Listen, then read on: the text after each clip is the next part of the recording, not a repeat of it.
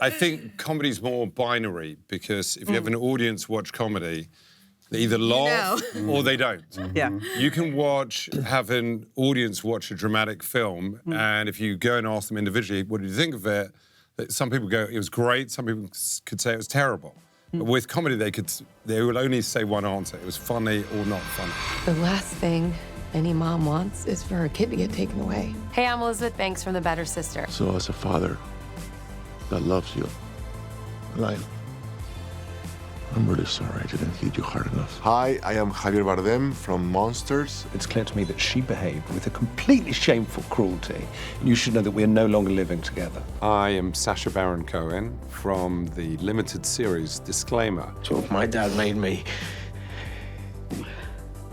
how did I make that? I'm Stephen Graham from Adolescence. And now, even now in here, you may have ratted me out. Hey, I'm Brian Tyree Henry from Dope Thief. Don't go and hide and be safe with Steve. He does not care about what you want or who you are. I'm Jenny Slate from Dying for Sex. Everything all right, Mrs. Darcy? Yep, super.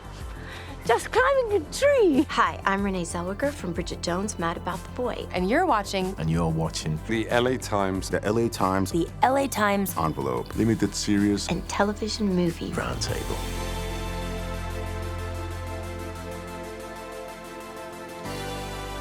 I wanted to open this up with an incredibly deep question. Oh, Jesus Brace yourselves. So, if you could play any role from a series from any decade in television, what would it be? Danny McBride, Kenny Powers. Kenny Powers!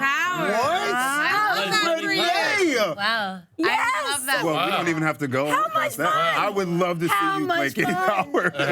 How much fun did Danny you. McBride have playing Kenny Powers? But I also just want to see you in a mullet. Thank you. Thank you very much. It's coming back. You never It know. really is, You never unfortunately. know. My friends and I would sit around and just marvel at what they pulled off, because you can't do that. And yet, and just thinking about that writer's room, and everybody sitting around and going, no. How about this? I just thought, what a dream, you know? Super fun. Javier?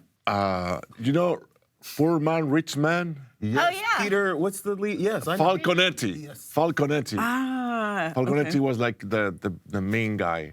Okay, I like all right. That's what I'm here for. Right? So we're just going to talk about him the rest the of whole this segment, time. so- Yes. Mine would be Yozza Hughes Oh, from Boys from the Black yeah. Yeah, Amazing. which was You would have been brilliant at that. I think that's Yeah. definitely mine. It was a I fantastic can do show, that. wasn't it? Yeah, it gives a job. Yeah, gives Gives a a job. job. Go on. Sorry, I got completely the wrong catchphrase. It was very kind of. It was a really kind of years. socially political show back home. It was Set amazing. in Liverpool. It was just Yeah. after the Thatcher era. Yeah, it was amazing. It was yeah. the first time that I've really noticed that television can be social and political. Yeah. And it was the first real time I heard people that spoke like me, Wow. which showed me that it was possible to, be able to do it. What era was that about? 80s. Well, okay. I used to watch it with me. I wasn't born, but I saw it. It's really interesting. It's a bit of history. Gen Z. The Gen Z. The first thing that came to mind was the Golden Girls, because I'm a huge fan of all of them. And B. Arthur is like my idol. I mean, I think but Rue McClanahan, I mean, to be like Blanche Dubois would be epic. And they're so funny, and they're sexy, and it's empowering, and they're friends, and it's about their sisterhood, and I think I just loved it. Yeah. Mine is very unconventional. Frances Conroy from 6 Feet Under, the mother. Wow, yeah. Just because I want to know what it's like to play an unhinged white woman. And I never saw one played so brilliantly like what she did in 6 Feet Under. I just thought her art was just unbelievable, her pain, her humor. And that show was just, I don't know, like I still shiver at the season finale.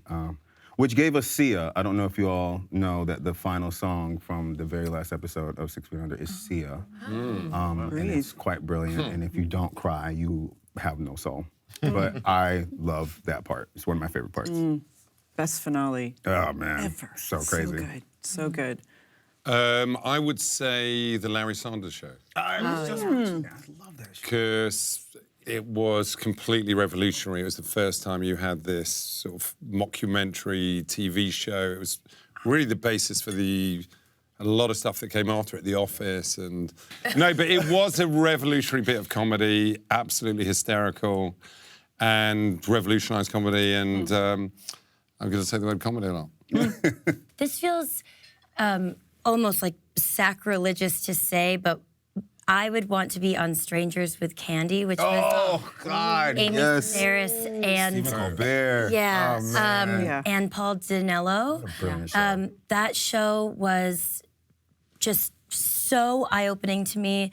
I had not seen comedy like that before, ever. I had never seen a woman be such an animal, like in terms of comedy, and so delightful. Her character almost did little like she would do animal stuff, and the comedy. Oh my! It was perverted. The show was a gift, so it felt really kind, but it was deeply offensive, but in a really smart way.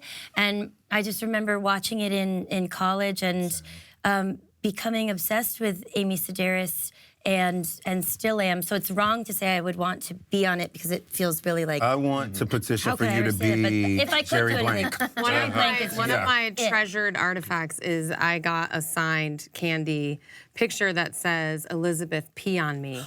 Yes! That's incredible. Yep.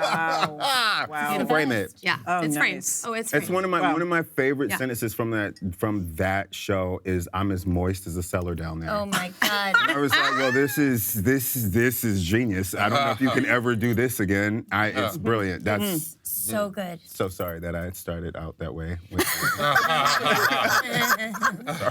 Are you going to be okay? I don't understand any words. I told you in the beginning. So I go like, First language. Lucky. You don't want to understand. You really don't. No, nobody wants that word. I love Bridget Jones, and anytime I have a chance to, spend a minute in her universe, it's joyful. And creatively, it's really fun to figure out how the change and the things that have affected this character in her life might manifest. What do they look like? So Renee, with Bridget Jones, how has she changed over the last 25 years, and where is she now with Mad About the Boy? Well, like all of us, nobody's the same from, one moment to the next, one chapter to the next, and certainly not from 1 year to the next. So, it's been a really interesting sort of experiment to revisit a character in the different phases of her life. What I'm really grateful for is that, the timing is sort of, it runs in a parallel. The sort of experiences that you have in your early 20s, 30s, and with each iteration, there's not, I don't have to pretend like I'm less than I am. Because I don't want to be the character that I was or played when she was 29 at 35. I don't want to do that. And I certainly don't want to do that now. You sure you don't need a hand? No. As Einstein said, what goes up must come down. Newton. Yes, Newton. And so it was really nice to meet her again in this place where what she's experiencing in the moment, which is bereavement and the loss of her great love and children and being a mom and trying to be responsible and evaluating how she comports herself and what's important and all of that, because of course, I relate to that in this moment. So it's a really interesting thing to meet someone and sort of try to mine what is familiar about her essence, which is never changing, like in so many people. Jenny, she's a mom now, and when I met her, she's young, like brilliant, hilarious that is such a good Jenny. lady. That really, that's such a, I'm like, that is so. Jenny at 29. Totally. And Jenny at, in her 40s. It's just a little slower. It hurts a little bit. A little. Yeah. But there's things about Jenny's essence, like this, for example, that never change and will be familiar to the people who love her forever, So it's like that. Yeah. That's what a it's great way to like. put that. Many of the series that you've represented at this table are dealing with super heavy subjects. So I'm wondering, and I'll start with you, Stephen, with adolescence, are you bringing any of that offset with you? Are you bringing any of that home? Like, do you have, does it weigh on you? Try not to. Yeah. Because I have a home life, which I try to switch off when I leave set. And especially we were working, I mean, Owen was such a wonderful, unique talent, the lad who played Jamie. You know, it's the first real acting he'd ever done in many respects. It was the first professional job he'd had. We did that first episode, and as soon as, this is the beauty of someone like Owen, but as soon as we'd finish it, the end of it was quite heavy and quite emotional in the interview room.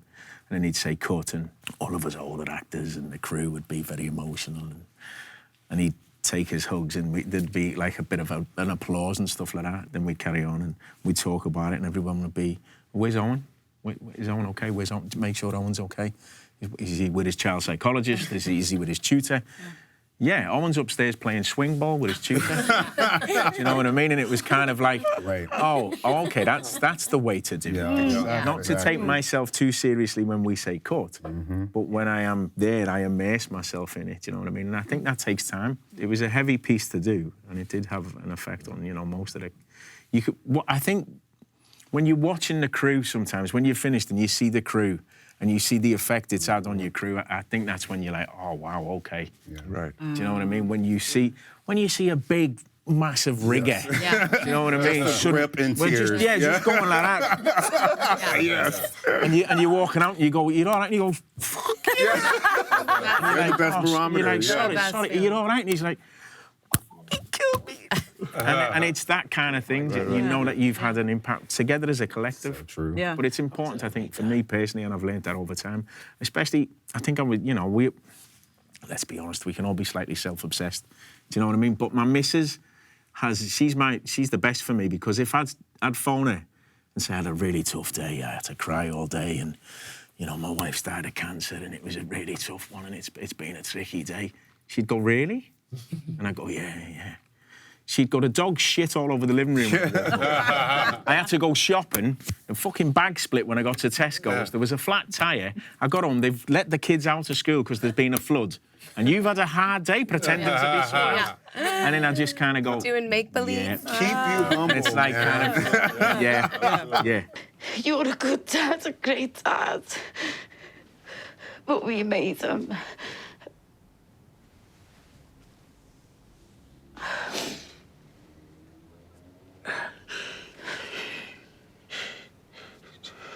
So if my dad made me,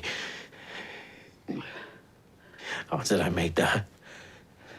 Javier, playing Jose Menendez in Monsters, the Lyle and Eric Menendez story, what kind of research did you do to play that role? Because there's so many ideas of who this guy was. There was not much for me to look for because there was not much information on Jose Menendez particularly. And so I rely on the research that Ian Brennan and Ryan Murphy did.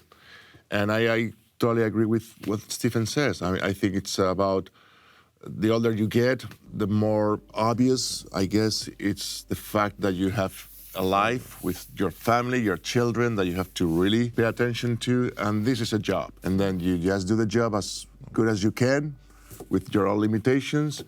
You put everything into it when they say action or when you get on stage, and when you're out, you just leave it behind. Otherwise, it's too much. It's very easy to say, it's hard to do, because certain scenes, certain moments stay with you because we work with what we are. It doesn't make you a better actor to really stay in character, as they say, for 24 hours. I don't think that doesn't work for me. It actually makes me feel very confused if I do that. More money for this family, because that's what this family needs, more money. And you know what, I can't lie anymore. I can't lie and tell you that I love you when I don't. I can't lie and tell you that I love this family when I don't. I can't. You must be drunk if you're saying all this. I'm not drunk. And the thing that I did on the show, Monsters, is to try to protect Cooper and Nicholas, the actors who play the children, because they were carrying the heavy weight on the show every day. And I was trying to make them feel protected and loved and accompanied by us, the adults, and let them know that we are there for them and this is fiction. Yeah. Because they were going really deep into it, and they did an amazing job. Yeah, absolutely. Did. But they were able to do the same amazing job stepping out of it a little bit. Nikki is an alcoholic chaos machine who re-enters her estranged sister's life after the murder of our co-husband. When this murder happens, the two of us have to come together to sort of care for and save our son after the murder of his father. The Better Sister is a family drama with a murder mystery. Can you talk a little bit about who your character, Nikki, is? I play a drunk who's lost her child and her husband, basically, to her little sister, played by Jessica Biel, and is grappling with some trauma in her childhood, and which she's trying not to bring forward. And she's been working Alcoholics Anonymous, an incredible program, and working through her stuff. And she kind of comes to the situation. She also is a fish out of water. She goes to visit her sister, be with her sister in her very rarefied New York, fancy, rich world. And I basically live in effect a trailer park in Ohio. But like intelligent, deeply intelligent, and clearly got in her own way and couldn't figure out how to make her life happen. So she's got a lot of arrested development. And she's also coming to be, her maternal instinct has sort of never left her, and so she's also trying to mother for the first time. It's very complicated. I lost custody of my son to my sister, and I'm trying through these circumstances to sort of re-mother him again. The last thing any mom wants is for her kid to get taken away. But then you realize they're better off without you. That was something I had to admit to myself. I loved the writing. I loved the complication. I loved that the sisterhood was at the center of it. I am a sister. I'm the oldest of 4. I have 2 sisters. Wow. And that, you know, and we had a complicated childhood. And in that, like, I have a brother who's 11 years younger than me, and he had a completely different version of my parents than I had. And so it brought up all of those things. And so when we were talking about, can you leave it or leave it on set? And I do think you absolutely leave most of that on set, but all of those things got brought up for me. Sobriety brought up for me, my childhood, my sisters, what that all feels like and looks like, because you are mining it all for the character work. You have to get it from somewhere. You gotta find it, but then you also do, you know, I don't need to then infect my own children with it, you know what I mean? Like, and I don't need, and also there's good and bad, and I've, as an adult, worked through many things, and I mostly focus on the good. There we go. Right? So, but this required a lot of rehashing and reliving some, you know, real things that happened, because that's what you mine for your work. But yeah, mostly left it. I would say that the thing that I worked on the most was sobriety. I'm not sober. I have a wine company, for goodness sakes. I love a bubbly rosé. Okay? I don't know what's in here, but you can guess. So Robert Ravenscroft, despite being wealthy and successful, is fundamentally insecure, which allows him to be vulnerable to photos and a book that seem to be about his wife. Sacha, you've created these incredible characters like Ali G or Borat, but in Disclaimer, you play Robert, who's this kind of insecure lawyer. And I'm wondering, what was it like occupying that role? You know, for me, the way into character, whether it's Borat or whoever, is through the words, really. So I do that and then, you know, grow a moustache or something like that. So it took me a long time to really work out who he was. And I said to Alfonso, I go, in the first script, I go, I don't understand why this guy goes on that journey from where we see him in, you know, Act 1 or at the beginning of the show. And so we worked a lot through the specificity of what words he uses, what he actually says, to understand why I'm going on this journey. So basically, there was a lot of rewriting, loads and loads of drafts before I even understood how, you know, this guy reacts to the TV shows, but a guy reacts to some news and some information that he believes about his wife. Who's played by Kate Blanchett. Yes, yeah. Who's this new actor? She's great. She's so exciting. Yeah. Good luck to her. She's good. She would play swing ball after every take. Did she? Yeah. These came to the office. Who sent them? I don't know. Who else has them? I don't know. You don't know. These could soon be all over the internet. Sit down. Look at them. Who gave you those? Look at them. For me, again, it's the words and going, how do you make this person unique, and whether they're loud or quiet. You're basically saying the other characters are very gregarious and this one's quiet. Yeah, it was quite, Yeah, I mean, smaller. Yeah. A lot of that was Alfonso Cuarón saying, take it down. Take it down. Yeah. Interesting. Whoa, yeah. Okay, all right. Yeah. Nikki Boyer is a real person who's also my friend now, and it did happen in real life that Molly decided to leave her marriage and decided to ask her best friend to do this with her. And that's a huge, huge move. And Nikki is not someone who's blocked up, and Nikki is also someone who clearly has a true love for Molly. And Molly chooses her because of that, not because she's necessarily the most responsible person.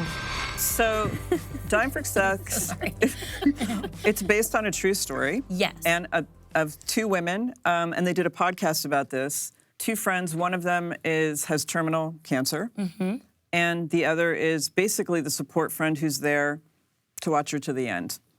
You play the woman who watches her to the end. Yes. But it's really funny, but it's also it can be incredibly dark and incredibly sad. So what was it like playing that? In my work at this point, I'm really looking for a variation of intensities, and I have a big appetite for it.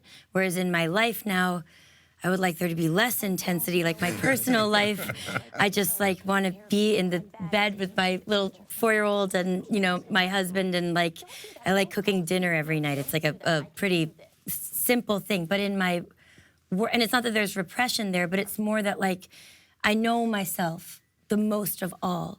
That I understand myself the most. We were kind of talking about this before.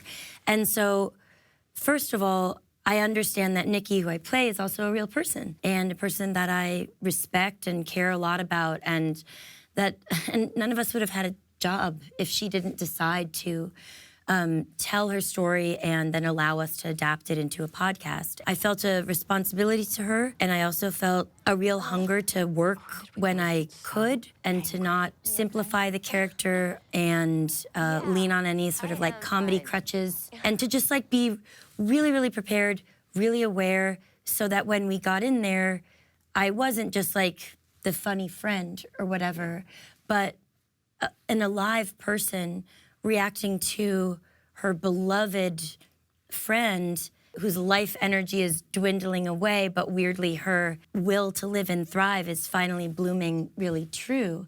And so I felt like it was a really exciting thing to be the companion to that story, where while Michelle Williams, who does a brilliant job in this show, and she's always brilliant, and she's brilliant in a new way.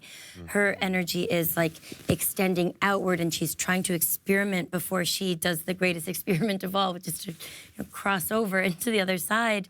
And my character is really out there, really not out there sort of willy-nilly, but she will yell at people if they are being rude, wasteful, or if she feels it's unjust. Going from blasting to taking all that energy and making it this tight laser and pointing it right into care and knowing more about herself at the end. I don't know if this answers that question, but I loved it. Don't go and hide and be safe with Steve. He does not care about what you want or who you are, and that's why you married him, and it was chicken shit then, and it's chicken shit now. And I am a peppy person, and I felt so excited to have the job that a lot of my day started with calming myself down because I was I'm at work with Michelle Williams, and Sissy Spacek, and Liz Merriweather and Shannon Murphy, and being Siri, set a meditation timer for 10 minutes, and making myself do alternate nostril breathers. I am a peppy person, but I will say I have a big problem being aggressive, even though I feel rage, and I just had to I just had to calm it all down so that I could be someone that I am not, but was so excited to be. Yeah. Yeah. It's so good. Ray is so near and dear to my heart. Playing somebody like him felt very important for me to showcase because a lot of Rays out there don't get a lot of attention. And so I really wanted the Rays of the world to see themselves reflected and to see what not to do. He's very much the anti-hero of the show, but I also wanted people to walk away caring about him deeply. Ryan, I'm so interested in that, like coming from the show, Atlanta, how did you kind of acclimate going into other things? Because it seems like Atlanta was its own animal. You don't really. Yeah. I think I'm constantly trying to acclimate. Even sitting here with you guys, I was like, right, I am Brian Tyree Henry sitting here. I'm not Paperboy, which I don't think I imagined the reach that that character would have and the impact that character would have. Because it's also just so funny that people really thought that I was this rapper that they pulled off the street from Atlanta. And I was like, okay, but to me, that's the greatest compliment. Yeah. You know, like that, to me, that it's so great. Now, when you're yelled at in particular places like restrooms or airports that you're Paperboy, especially by security, but what I love about that is that it's a great challenge, right? Because then it's like, well, no one's going to expect that I'm going to play this person either. Like, you know, when I did Bullet Train, I was shocked at how many people thought I was British. Like, I was like, oh, right, like now I've twisted your mind this way. And, you know, so that is a big reason why I took Dope Thief. I was like, how have people not seen me before? A heroin addict that's running around for his life, you know, in the streets of Philly. And, you know, and that was exciting. Like, it's always exciting to see the different ways that I can challenge not just myself, but I'm always trying to challenge everyone else, like all the time. I'm always forcing the viewer to just change their mind about what they think about me when they see me. Stupid is the most dangerous, Manny, that's right. So that's why we need to educate them. Okay, let's go. You know, it's my birthday today. Sorry. Because I realized that when I walk in a room, before I even open my mouth, there's 90 different things that are put on me or taken away from me just because of how I look and how I carry myself. And then you hear me and they're like, oh, he's actually like not threatening, and then I'll stop and then you'll be threatened again. And that's the joy of acting. And so, yeah, like I like departures. Departures are my favorite thing, what keep me here. What I felt most appealing as an actor was we can't really know for sure if he did those things that he was accused of or not. That as an actor was a great line to be working on. So that was an exciting part of playing him. Javier, people take their shows pretty seriously. And since you played Jose Menendez, have people approached you and asked you what you think happened behind the scenes of those murders? They ask me that question a lot. And I go, I don't know. And I don't know. And I don't think anybody knows. And that's the point. And that was the great thing about playing that character in the show is like you have to play it in a way that it's not obvious that he was that he did those things that he was accused of because nobody knows. But at the same time, you have to make people believe that he was capable of. So that was a nice way to portray that character. It was fun. I had a lot of fun doing the character. Wow. Yeah. I mean, Was it the time that you had to do poppers on the couch that was the most fun? Because I was like, what, Javier? The only thing that and Ryan was so helpful with that. I said, Ryan, I can't do a scene with a kid. And I said, I can. And it's not needed. There was no need for that. And the only moment that I have a hard time was when I have to face my young kid. It was only a moment where I was like mean to him or like, that's not in my nature. It was like, oh, I can't do that. But the rest, it was great. I was laughing. I was making sure everybody took it easy because it was so hard. It was so, no?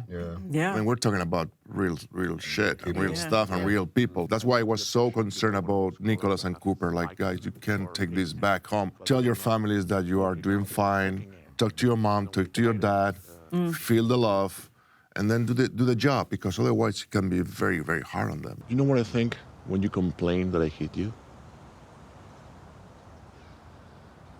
I think that I didn't hit you hard enough, Lyle. when I'm watching, like when I was watching you, you know, oh my God, the scene where you confront the boys in the parking lot with the bike, and I was just like, oh my God, how many times did he have to do that? How did he?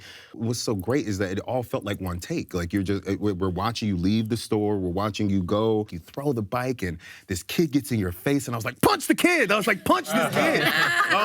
But it was just, I just, my heart went out to you, man. Not just as the character, but as you, like being in it. I was like, how in the world? So I always often think about things like that when I'm watching such great talent as yourselves. I'm like, how did they decompress? How did they come back? How did they put their feet back on the ground? Because it's just so powerful. It's just so powerful. I think with respect to that particular episode, because we did it all in one take, so it had that unique quality. It was, you know, you're using the best of both mediums, really.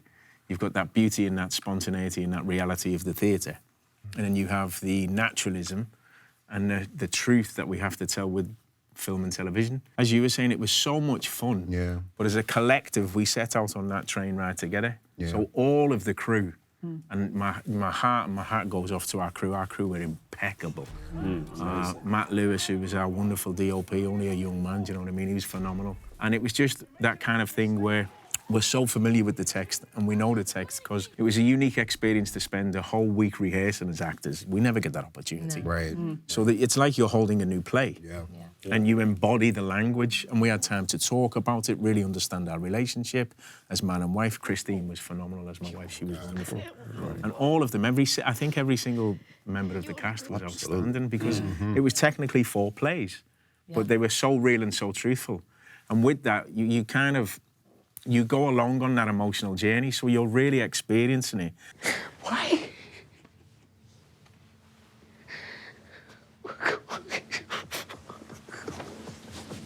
As Eddie's going through it, so what you were saying about that impact on your body, by the time I get to that final bit and we've been through all those emotions and I open the door and go into his room, everything's kind of shaking. And what you were saying before, is sometimes I've had these kind of twitches where my body's just gone somewhere else and something else has happened. And again, not trying to sound pretentious, but it's not Don't worry, you. you're not going to sound pretentious. I hope not. Yeah. I hope not. But it's not you. It's not you, do you know what I mean? It's an out-of-body experience. So it's not you at all. Yeah. And then something just comes from somewhere else. And especially with that last moment. And, you know, Phil gave me a beautiful note and he said, I want you to sit on the bed. And we just decided to maybe tuck the teddy bear in. And Stephen, all Stephen does is, ever since my kids have been little, I kiss them on the head and I put them to bed. And I'm very tactile with my kids. But Eddie didn't have that. Eddie didn't have that in his makeup because of his upbringing. So when he kisses that teddy bear on, you know, after that emotional experience he's been through, it just felt, I don't know, it's one of those things where I don't think you really know what you're doing when you're doing it. Yeah, it's like an out of body, right? Yeah, completely. I would be so honored to lose to you. Just to put that out there. It'd be an honor.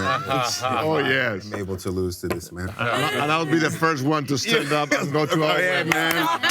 My Please, God. are you out of your mind? Amazing. We love you, man. But I wanted to ask one question of Javier, because I thought what's interesting here is technique and how you get into character. And there's, growing up, you obviously hear a lot about the method and Stanislavski. And I was interested in something that you said. You said you had the pleasure, you enjoyed playing your character. You play this vicious, horrific character. So I'm interested in, obviously we've been talking about using personal experiences and drawing stuff. But do you do that, or do you go in and you enjoy playing this alien person? No, I enjoy. I don't know. Of course, we all bring what we have. We work with our instrument, which is ourselves, our memories, our physicality, whatever it is. But I try to, as much as I can, to give room to the imagination, to imagine and play with that, and play with that, and play with the fact that I will never be able to do such a thing. Yeah, I think, no, I know, for sure. Yeah, well, you generally play murderers, so... Yeah. Exactly. So, Penelope is safe, carry on. It's good. So why in the world a person would able to do that? And then I start to imagine, and it doesn't need to really resonate in me. Yeah. And so it's a different I think that's style the of fun acting. and the joy of what we do, that we are forced to really work the imagination and try to put ourselves in a place that is not only an experience, but also an idea of what it would be like, and that help us to understand better other people's worlds. And See, we all like to have fun. Like, at the end of the day, we are still looking for the fun of it and the joy of it. It's just being a child again. Yeah. Believe in what you were doing. Well, what you were saying about Owen. That's it. Yeah, he goes and plays after. After. Yeah, it's He the leaves. pleasure of He leaves it. pretense. Yeah. Yeah. For me, I always wanted Eddie to be very kind of, he's a hard-working man. And he's a good man who tries to the best of his ability to be a father. But he's not a very tactile man. That vulnerability is there, but it's really buried, and it's buried very deep.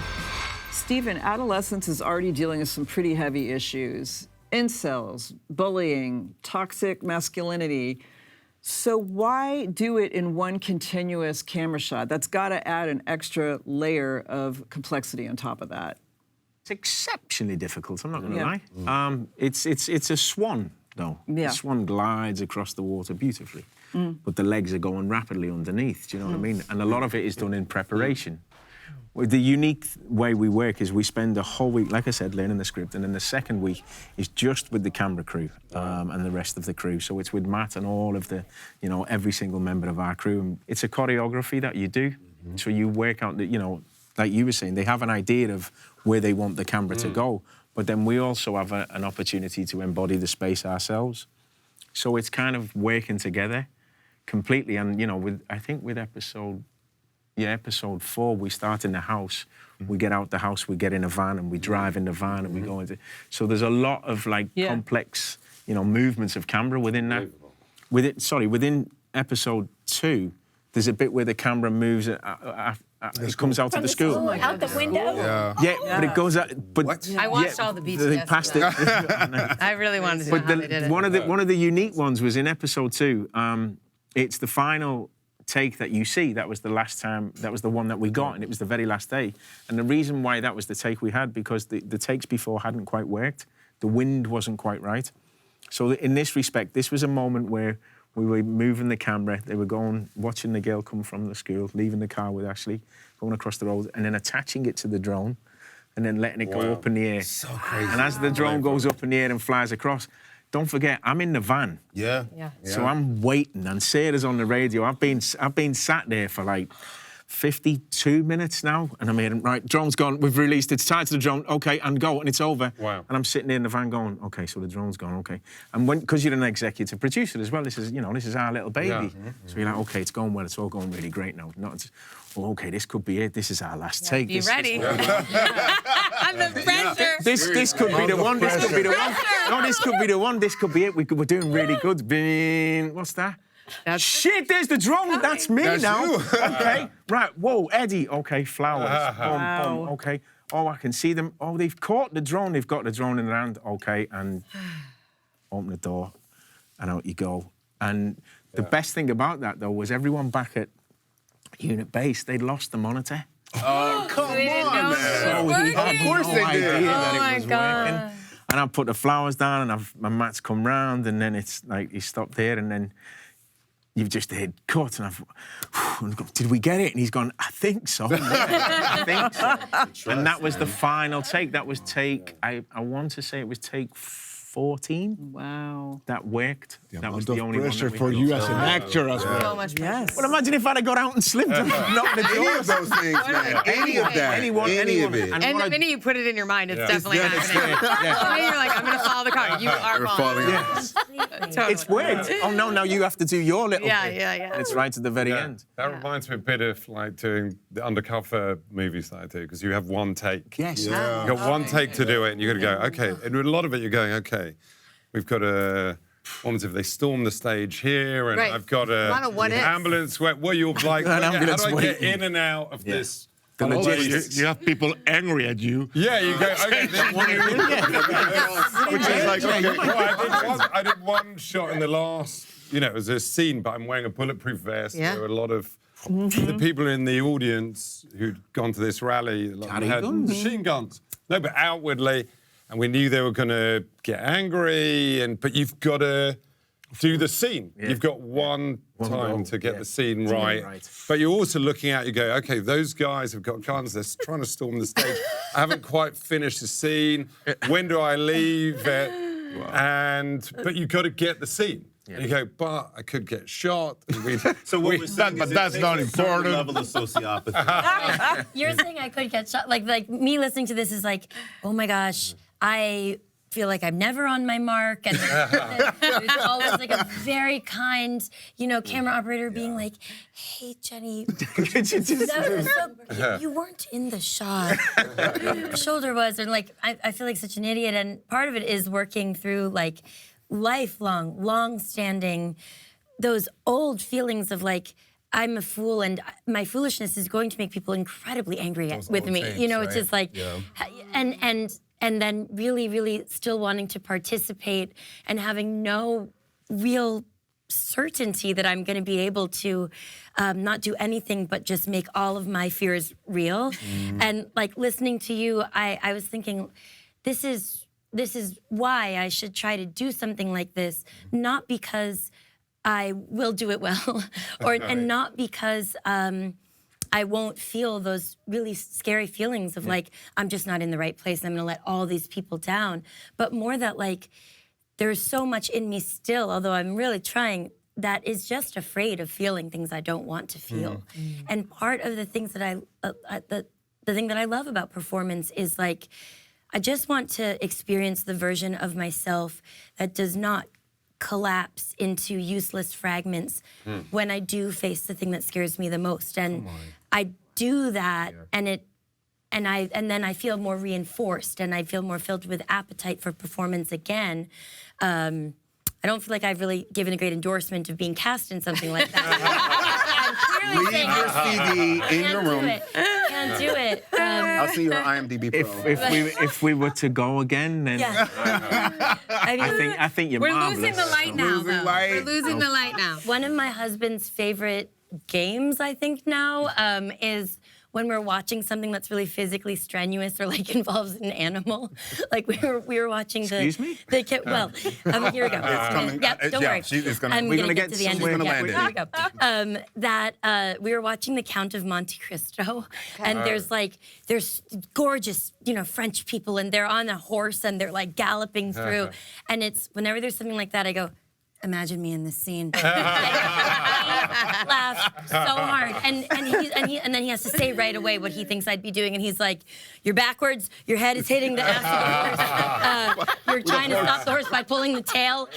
Nobody's yelling cut like it is. It's like our You thing guys that we love do. each other, right? We are in love. Great. Yeah, It's we're all in good. love. You should make that movie. I want to see that movie. I want to watch that. Well, an actor who cannot do like any of this stuff. And somebody hired her. Somebody was like her. Can't get through a day. Yeah, it is true. You heard it here first. It's going to happen.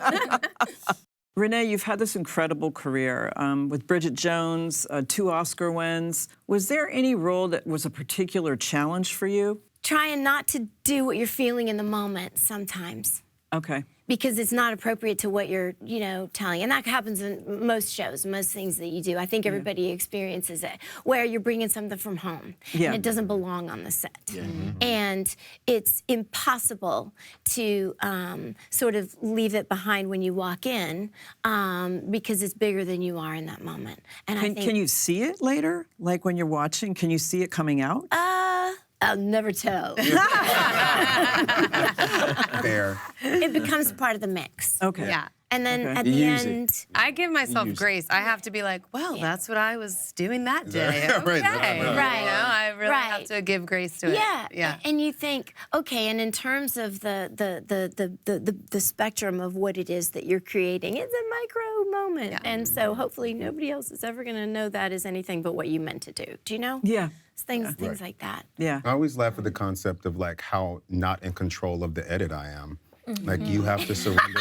You know what I mean? I was like, at the end of the day, we all have to surrender to the edit. I'm like, hey, we don't really have any. And so what I like to do, I remember working with Hiro Murai, our wonderful director in Atlanta, and he would always say, he was like, you're an editor's worst nightmare. And I was like, what? I was like, he's like, but that's not a bad thing. He was you like, do it different. he was like, you're just giving us so many things that we're watching and we're not thinking about, like, it's hard. And I was like, and I would see episodes of Atlanta as you saw them. I never got the episodes before. I'm tuning in Thursday nights like everyone else.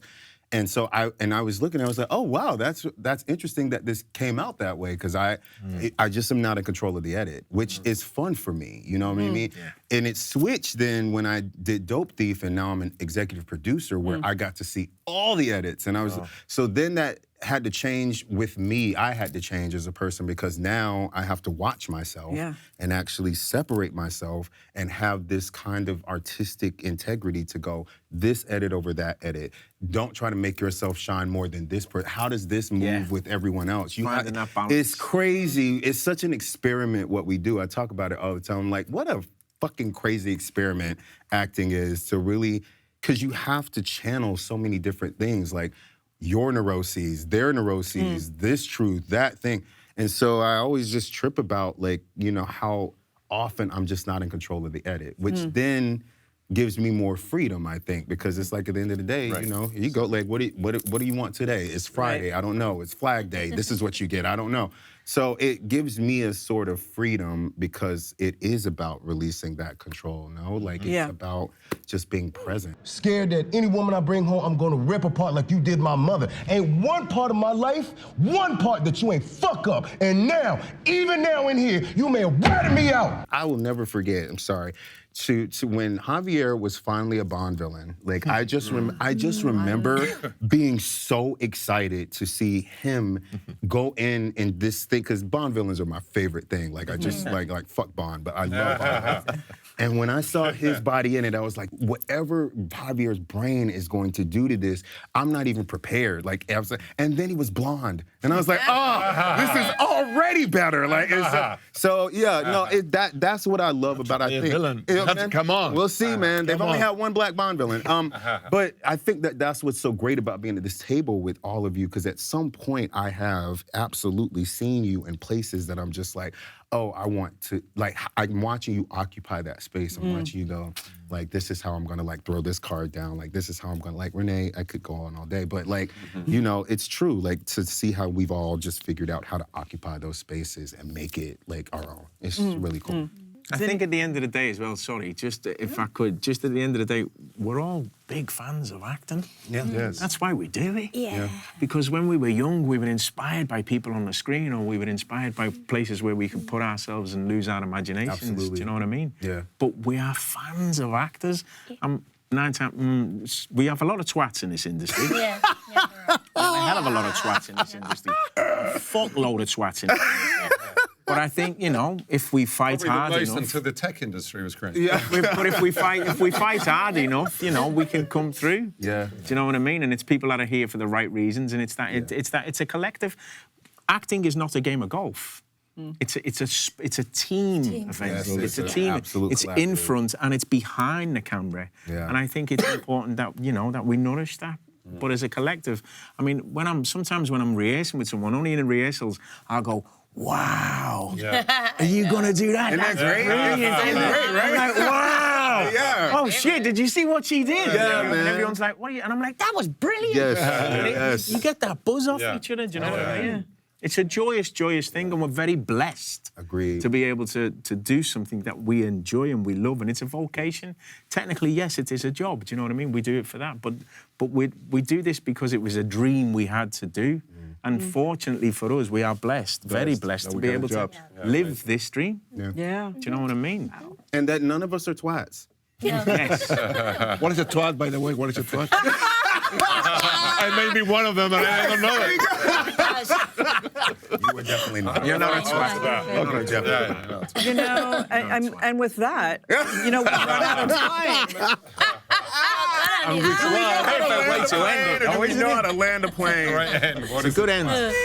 What am I watching right now? Oh my goodness. I'm intrigued by so many things. I'm actually catching up on some stuff like Bad Sisters and Slow Horses. Oh, Bluey. I have a 4-year-old.